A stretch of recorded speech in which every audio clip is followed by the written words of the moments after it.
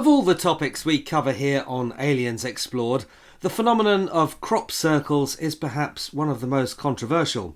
We know that, like us, our listeners and viewers are divided over whether some, or all of them, or perhaps none of them, are man-made, or whether indeed they are related to visits by extraterrestrials. With that in mind, join us for a nearly end-of-year roundup of the crop circles that have been reported throughout 2023. Please also consider signing up for our Patreon at patreon.com/Aliens Explored, which will give you exclusive access to our Discord server, as well as providing us with the funds to keep on doing what we do.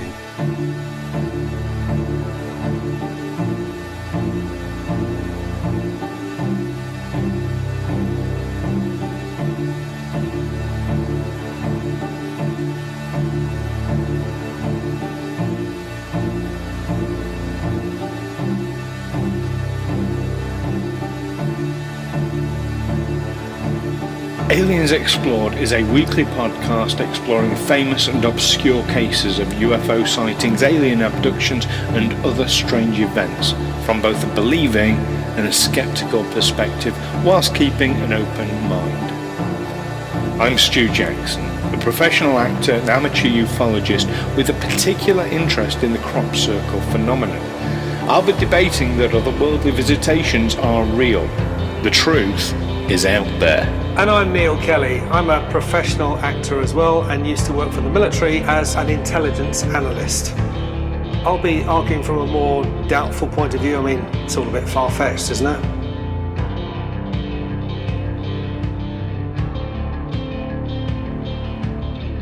Welcome back, listeners, to another episode of Aliens Explored, your weekly podcast where we look at UAPs, UFOs, extraterrestrials, non-human intelligences, and the forms of communication that they use, and the people surrounding it, and all manner of interesting stuff. I am one of your hosts, Stu Jackson.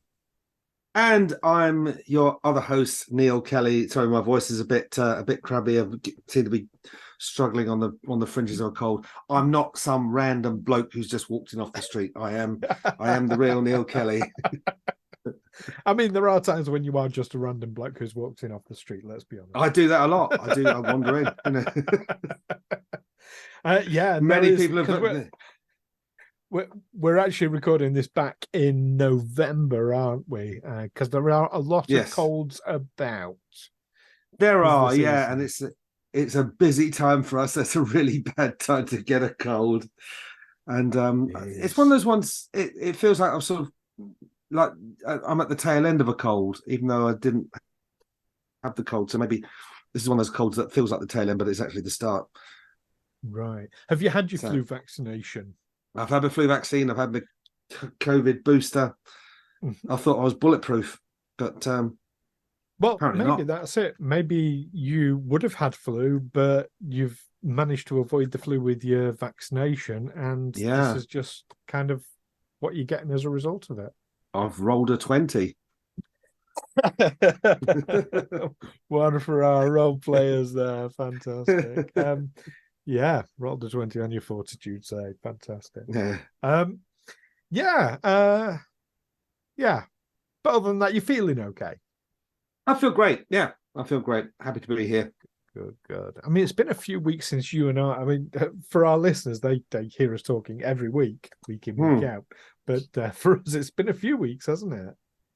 Let's just dispel the magic. So yes. Let's tear back the curtain and show the workings. Yes, it's been a little while since we last spoke. Yeah. So we've been catching up off air.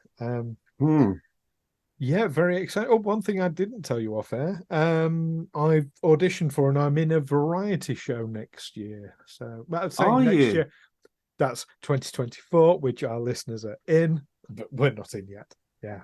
So springtime. So what are you doing in variety? I'm not 100% sure yet. So it's one of these shows. It's lots of mini sketches, and someone's going to come along and play ukulele and sing a song, and someone's going to come along and do a monologue. I did my what I call the Terence the Spider monologue, which is one I've been doing for auditions for about 10 years. They really liked that. Okay. Might be doing a Fry and Laurie sketch. Fry and Laurie are comedians here in the UK. Oh, they'll know him as House, of course, won't they? The Americans. Yes, they will. Yes. Yeah. Maybe they even think he is an American. He speaks in an American accent, doesn't he? Yeah. He sure does. Yeah, so I might be doing one of those. I think they're going to do a small 3-act play interspersed throughout the whole thing. Each act is only like 5 minutes long, but I think they're going to want me in that as well. So is it on stage or screen? Yeah, it's going to be on stage in London, in High Wycombe. In High Wycombe, right? In High Wycombe in Buckinghamshire, so just outside London. Quite a long way outside London. Forward to that. It's not just a tube ride there and back for a night out. I'll have trouble persuading the missus to come along to that one.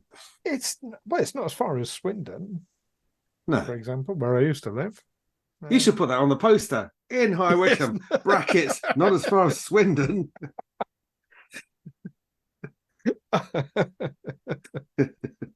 Absolutely. So yes, and you're busy. Well, obviously, both of us, because we are recording this in November, are getting ready for our big Rob. But aside from that, you've been really busy with your Mr. Monopoly, haven't you?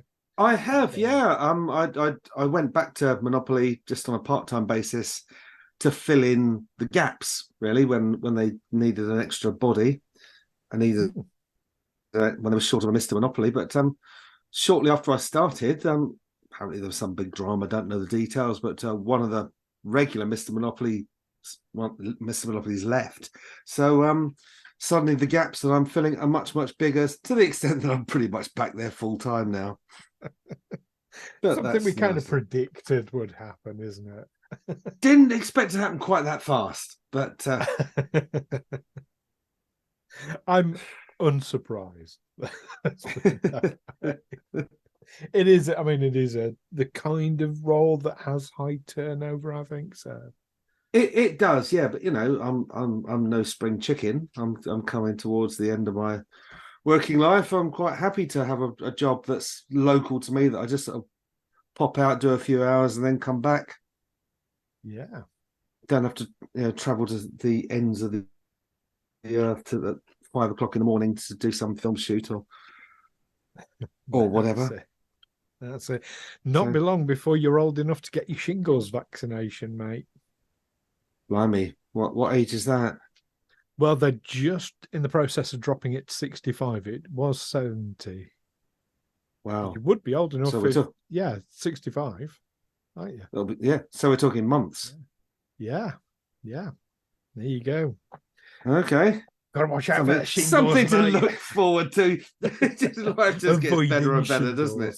Yeah. Oh, the glory days that we are in. Yeah, I don't even really know what shingles is. Isn't it related to chicken pox? Which I've had. I think so. I know my father gets it if he eats certain things. Okay. Yeah, I don't know.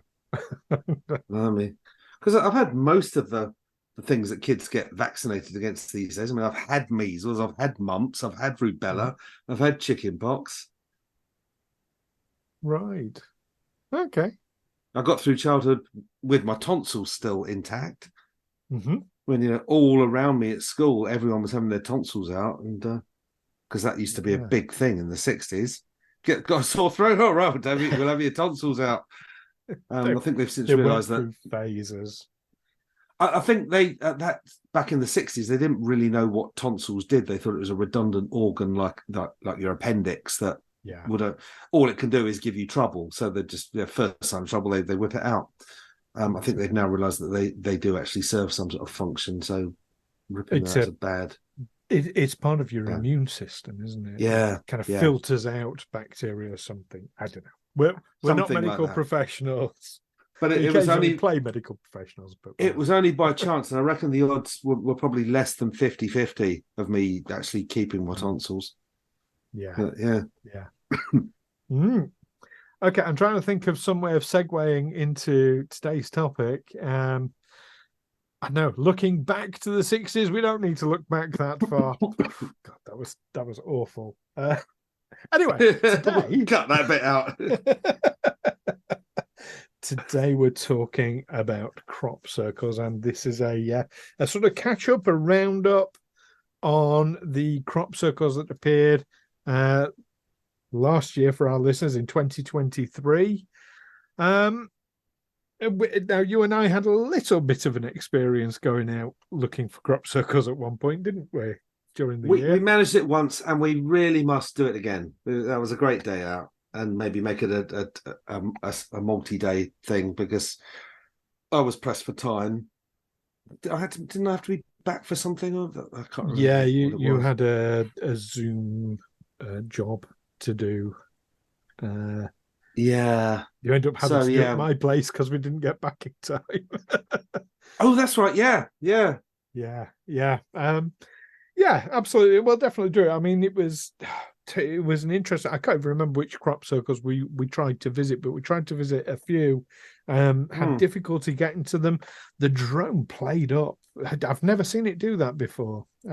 Really? Because I mean, I saw the crop circle on the drone screen, because we weren't actually able to physically get to it. I remember, and we were running. That's when we were running out of time. So. But yeah, it was certainly quite an elaborate crop circle. Oh, that last one I've visited. Sorry, the last one we visited. Yes. Yeah. I mean, unless you spoofed me, unless you put some sort of image in and said, "Look, no, absolutely not." But no, the previous ones, I was trying to fly the crop circle over the. I was trying to fly the drone over the crop circles, and it kept losing signal, didn't it? Yeah. How strange. It was very odd, but definitely, I think 2024 will make a real effort to go out and visit some crop circles. But we're not here to talk about 2024 crop circles. We're here to talk about 2023, which we'll possibly use as a guide for our 2024 crop circle hunt. Well, maybe, because it is interesting to keep a record of kind of how many there have been and things like that. So, for example, in 2023, it was a really poor year for crop circles. So there were only 22 reported across the world, or globally. Globally, that I'm aware of. Now, that's not to say there were only 22 crop circles, because there might be crop circles that just weren't reported. But there's going to be crop circles that aren't reported every year. So what would be a more of a normal number? What would you normally expect in terms of numbers? Well, if I give you the numbers from previous 10 years, so the year before, a couple, you know. Well, the year before, 2022, that was a terrible year. That was only 16 crop circles. In 2021, there were 27. In 2020, there were 38. And remember, that was the time of the pandemic and lockdowns and things. Yeah. In 2019, there were 43. In 2018, there were 37. In 2017, 36. In 2016, there were 53. 65 in 2015. And on top of that, in 2015, there were 6 circle formations found in grass. And in 2014, there were 83 crop circles with 10 additional ones in grass. So the numbers of crop circles have been dropping significantly. Yeah, so, well, there seems to be a slight little uptick now. This is slightly better than last year and the year before that. So a small uptick. Do you think that's down maybe to waning interest in crop circles? People's becoming... It's possible. There must be people who in the past have reported a crop circle, and then the following year they see another crop circle and they think, well, I'm not going to bother reporting it, you know. It's just something I'm expecting. you think that could be? It could be an element of that. Of course, a lot of crop circles are reported by the farmers themselves when they discover the circle. And what's been happening year on year is the crops themselves get severely damaged by people visiting the circles. So it might be that farmers are reluctant to report them now because they don't want the crops destroyed by people tramping in and visiting them. Yeah, like they've never heard of bloody drones to go and look at the crop circle. So I mean, we've talked about the difference between a genuine crop circle and a fake, and the crucial difference, as far as I'm concerned, is that fake ones actually make the crops unharvestable, whereas the genuine ones don't. So they're still harvestable, but the crops themselves are broken, so they don't continue growing. That's you're sort of right, yeah. But say it's not harvestable is not entirely accurate. They can be harvested, but they have to be harvested quite quickly. They can't be left, otherwise they just rot. So if you had one of these, some visitors to your farm late at night with a length of rope and a plank of wood who'd wrecked your crops, you'd put in an insurance claim, wouldn't you? And that would be a way of reporting the crop circle. So you've got this crop circle, it's destroyed this amount of crops. Is it actually, would it be worth an insurance claim? Is it, they do that much damage? Oh yeah. It's I mean, it's a criminal offence. It's a criminal offence, but is it doing criminal damage? Is it doing a significant amount of damage to the farmer's income? Or is it within the kind of margins of just what they would lose anyway to waste in the harvesting process? I'm talking like I know what I'm talking about, but no, you're absolutely. I think it's an excellent question and something to be aware of. It does vary depending on the size of the crop circle, and obviously crop circles come in widely varying sizes. Yeah. It's ranging from hundreds of pounds worth of damage to potentially thousands. So worth an insurance claim. Oh, absolutely. If your insurance will cover it. The fact that it's... So obviously the insurance companies don't recognise any non-human involvement. So they would just strike it as criminal damage. Yeah. And in fact, I would say what I call the genuine crop circles, the ones that are not man-made, they continue growing anyway. They're perfectly harvestable. So crop circles don't get reported because a farmer's reported crop damage to an insurance company, and the insurance company says, "Oh, we've got a crop circle," and that's how people find out about it. It's a separate reporting. Absolutely not. The insurance company, as far as the insurance companies, it's just criminal damage to crops. Exactly. Plus, if the insurance company made it public, that would be a breach of the Data Protection Act. Of course, yeah. So, yeah, it either comes from the farmers or it doesn't. And I can see why. So even the genuine ones, though, where the crops are only bent, they're not broken, people visiting them tend to damage the crop because they don't know how to walk in the fields properly without damaging the crops.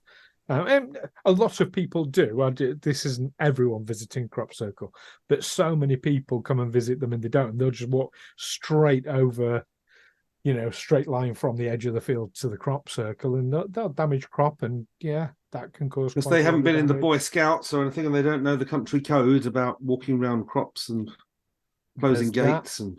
Walking inside the circle itself breaks the crops if it's a genuine one. So that causes damage. Yeah, it's a difficult one, but I can see why a lot of farmers now, if they've got a crop circle, they'll just come and harvest it out and basically cut the entire crop circle out, so there's nothing of interest for people to visit. Right. So even when it's not, they'll harvest the crop prematurely. Yeah. Yes, they can't use it, but they'll do that just to destroy the crop circle so that people don't come and visit it. Right. Yeah, it's a nightmare for farmers. I feel for them, I really do. Yeah, but farmers how easy is it to feel sympathy? Of course, they're the people who grow our food, so they're crucial. But as a backpacker, I've had encounters with farmers. I mean, a lot of farmers have public rights of way going across their land, which they don't like, and farmers have form for either ploughing over public footpaths or leaving gates open so that there's a bull in the field where walkers are going to go through. Several people have been killed by cows over the last couple of years. I think there is a particularly aggressive breed, but it is people out walking the country on footpaths suddenly encounter cows that attack them and kill them. These are large animals. It tramples you. You're done for. Never mind a bull. A cow will kill you. I think farmers, generally speaking, they're people, so you're going to get some good ones and some not so good ones. What is it? Something like, is it 94% of the land in this country is in private estates that we're not allowed onto, and of course political power in this country is directly related to land ownership. We're still in the Middle Ages, really. We're still living with the consequences of the Norman conquest of 1066. We are, but we're getting off topic. We're getting a bit off topic. Bring it back round to the specific crop circles of 2023. So the first reported crop circle was on the 28th of May, which is around the time you'd expect to start hearing about them. When the crops have grown enough to make an impression. Exactly. The last reported one was the 13th of August, which is perhaps a little bit earlier. You'd normally get one a few after then. Harvest time goes into... Doesn't harvest time go on to... Yeah, October, I would have said.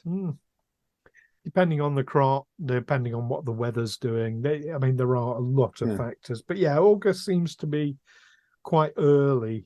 I have heard of crop circles being reported in October. Early October, to be fair, but I have heard of that, although that is quite rare. Both of those, first and last, were both in Wiltshire.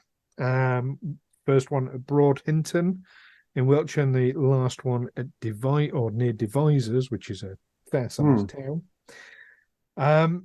I've got some statistics if you're interested. Well, I am. I'm sure our listeners are. So of the 22 reported crop circles this year, one was in France. Okay. One was in Italy. Yeah. And the other 20 were all in England. And of that 20, do you know how many particularly were in Wiltshire at Crop Circle Central? There were 9 in Wiltshire, followed closely by 8 in Hampshire. Now, Hampshire, which isn't that far from Wiltshire, really. It's not from America. It's a rural sort of area, very similar to Wiltshire. But whilst there's always been a few crop circles in the Hampshire area, it seems to be getting more and more common for them to appear there. Right. It never in the past, like you might get maybe 1 in Hampshire to every 10 in Wiltshire. That's not a known statistic. That's my impression. A trend you've noticed that... so definitely they're becoming more and more common in Hampshire. There was 1 in Gloucestershire, which again is right, that borders with Wiltshire. 1 in Oxfordshire, again, that's another border to Wiltshire. And 1 in Worcestershire, which is more Midlands area, so that's further up the country. Even so, not that far out, really. It's still... No. Well, a lot of the rural areas of the country are, of course, up north, around Lincolnshire, that sort of area. You never hear of crop circles happening around there. And I don't know why. I say never. I'm sure if I was to look back at the historical records, there might be some, but it's, anomalous for them to appear up there. unless they're just not being are, reported. are the same crops grown up in those northern rural areas? The same Yes, kinds of it's cereal crops, or is it more arable? Or wheat, barley, and rapeseed. They're the three sort of primary ones.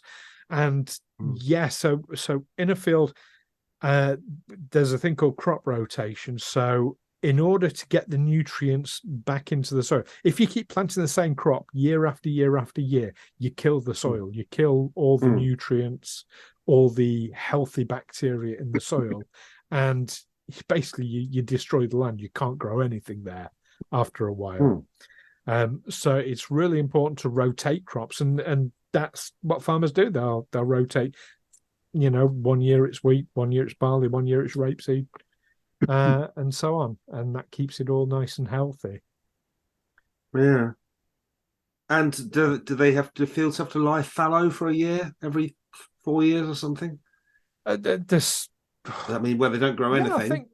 I think that is a thing. I think that rings a bell. I'm not a farmer myself, but I'm just remembering this from sounds right. I'm remembering it from history classes at school, where the farmer would divide their land into 4 fields and rotate the crops.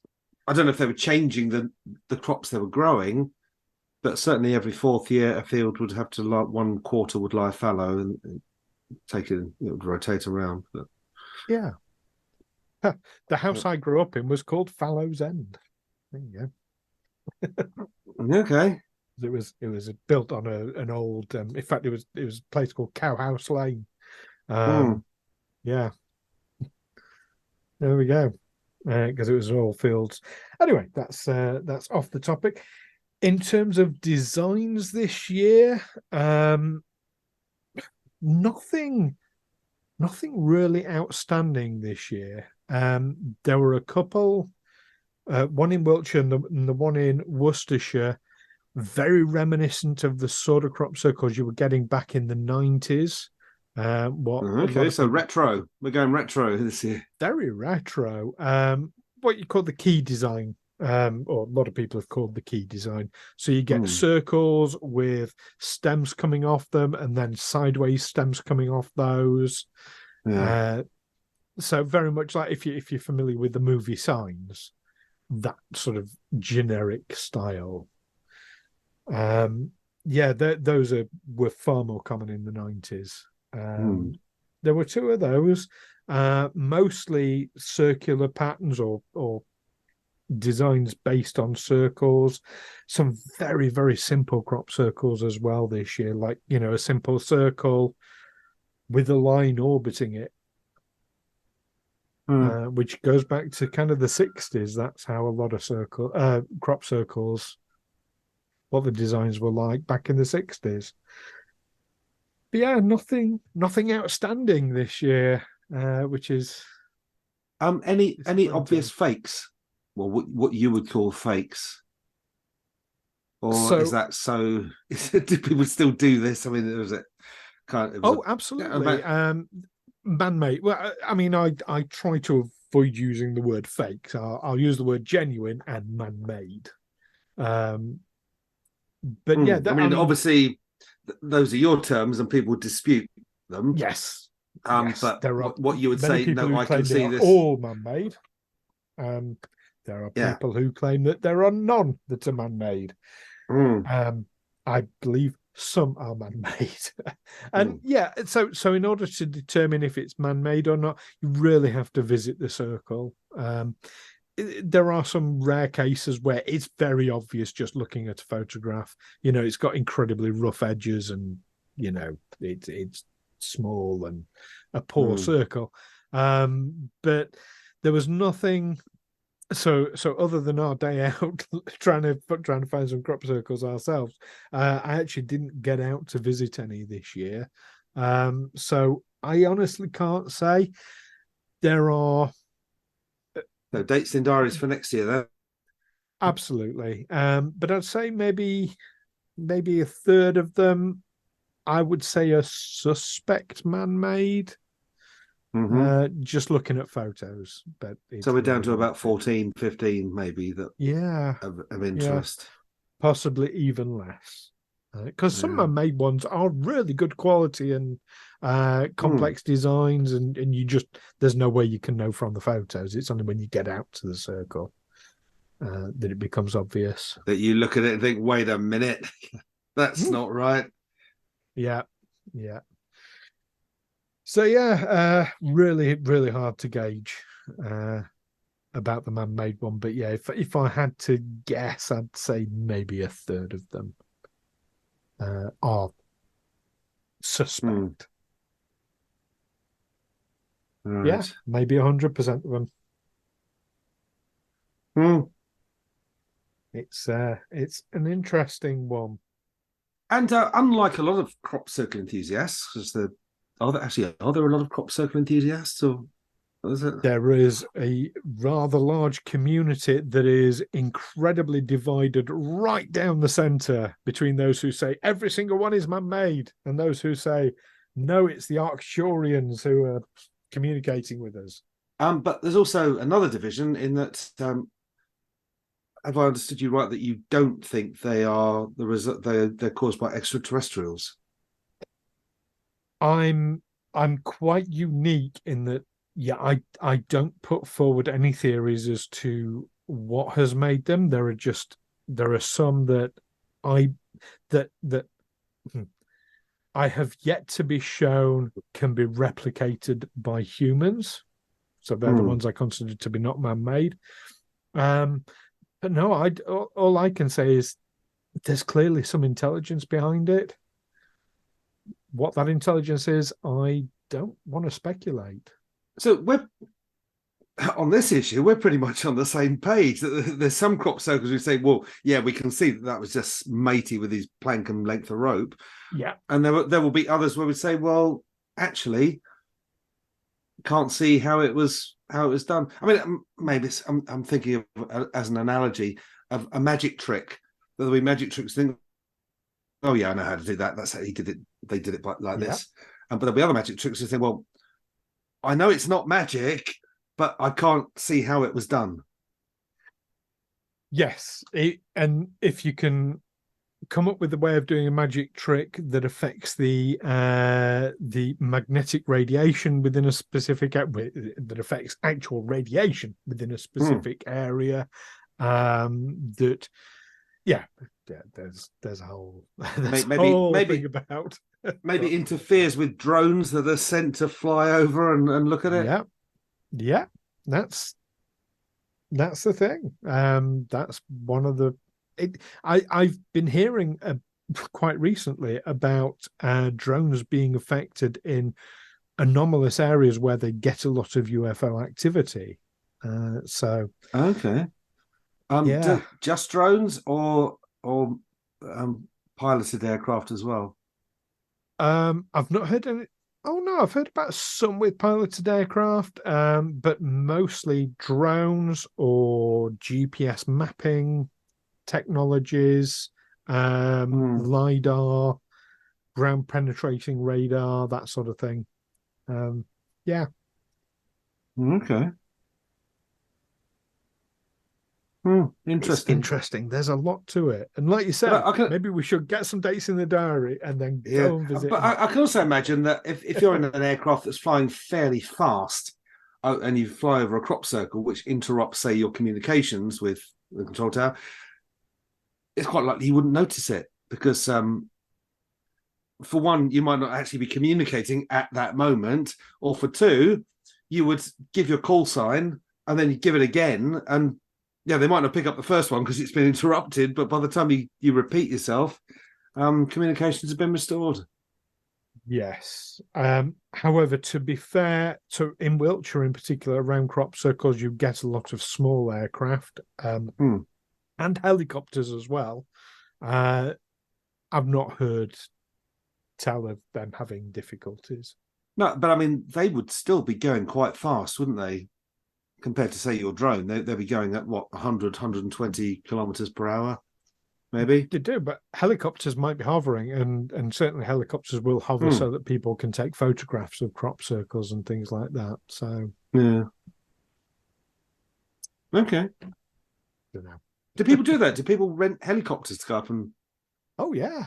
take Oh, pictures, there's go a whole to go- industry. Yeah. That must be really expensive. Maybe it's something we can look at for later in the year. Yeah. Because I mean, one of the things that's made movies a lot cheaper to make, if you want to have these aerial shots and fly in, from above onto a scene, yeah, you do that with a drone now at a fraction of the cost of a helicopter. Yes. And also, people don't get their hats blown off and their costumes cast in disarray because a massive helicopter's come down. That's it. But now, like you said, I think you and I we're pretty much on the same page. In that, I'm not going to put forward. There have been a lot of orbs seen around the vicinity of areas where crop circles have appeared, and I think that's led a lot of people. The fact there's an intelligent design have led a lot of people to believe that it's extraterrestrial communication of some description. I'd want to see better evidence. There's no evidence. Before I jump on it's this. Before you rent a helicopter to overfly it. Yeah. So there we go. But you know what? I'd love to hear what our viewers and listeners think in terms of theories as to what causes crop circles. So it can let us know via the usual means, of course. You can email us aliensexplored@gmail.com. You can put a comment below our YouTube video. You can find us on Facebook, on Twitter, or X, or whatever it's called these days. I think it's called X, formerly known as Twitter. Okay. A bit like the artist formerly known as Prince. It's now X, formerly known as Twitter. That's what it's called. I think you can still call it Twitter. People know what you mean. Probably more likely than if you just call it X. Yeah, exactly. That's why people say it X, formerly known as Twitter. Send a message to my ex. Yeah, doesn't have quite the same. But yes, by searching Aliens Explored under all those methods, you can find us and let us know what you think about crop circles.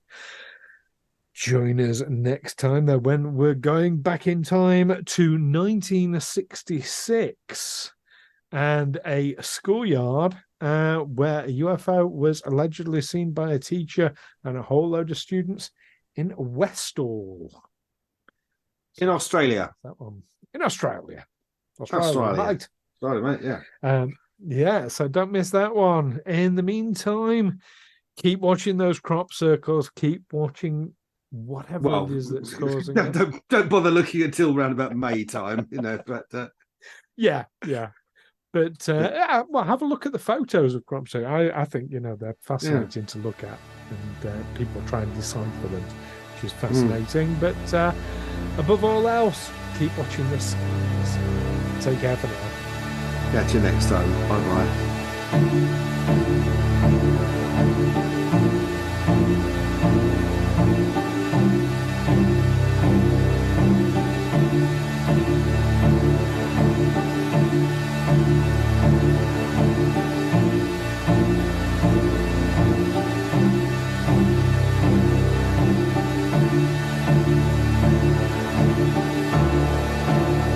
Aliens Explored is a Figo Films production in association with Juicy Fomes.